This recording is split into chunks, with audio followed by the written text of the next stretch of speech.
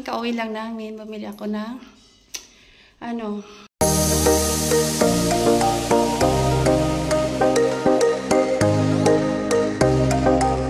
gamit sa sa baba. Gripo. Kasi sira yung gripo sa baba. Kasi sa apartment namin may umalis kasi.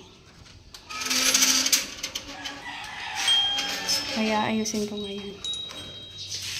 Galing ako sa Santo Niño, nag-grocery at saka nagpagasolina na rin.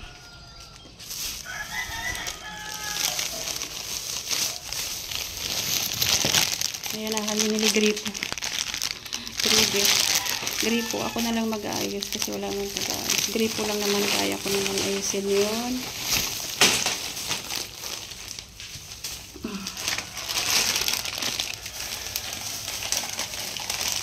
Wala na maasahan, mag-ayos. Kaya ako lang talaga. Ayan. Nakaluto naman ako na. Natid ko na ako ng estudyante. Tapos nakaluto na. Ayan, bababa na ako. Ayusin ko yung gripo doon sa bababa ako. Nakalimutan ko yung susi. Paano ako makapasok pag walang susi? Saan ang susi dito? Kasi mayroon ng titira. Sa Sabado sila lilipat. Ayun. Nalaglag. Mabilis lang dito kasi maraming mag-uupa kasi maraming pabrika.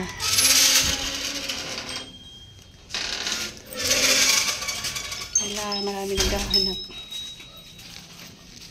Dito na ako. Ito yung apartment namin. Medyo maliit lang siya. Mura lang siya. Para lasanga.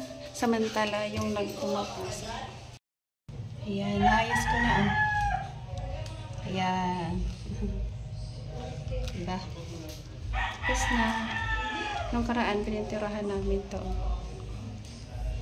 Kami lang din nagpintura ng pamangkin. Kami lang din nagpintura ng pamangkin ko. Maliit lang siya.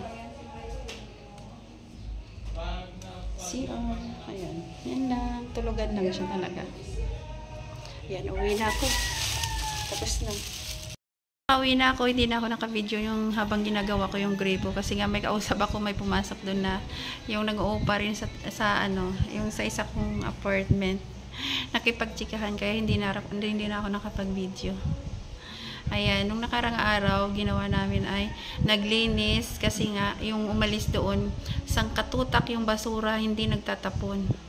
Nilinis namin ang pamangkin ko. Tagtapos namin naglinis, pininturahan namin. Yan, dalawa lang din kami ng pamangkin ko. Wala lang. Kami lang din gumawa. Tapos ngayon, gripo na naman. Ayan, di ba? Tapos na. Kayang-kaya. Lang din gumawa ng lahat. Kasama ko yung aking pamangkin. Kaya thank you so much. Ayan. Hanggang dito na lang ang aking video. Bye-bye. Thank you for watching.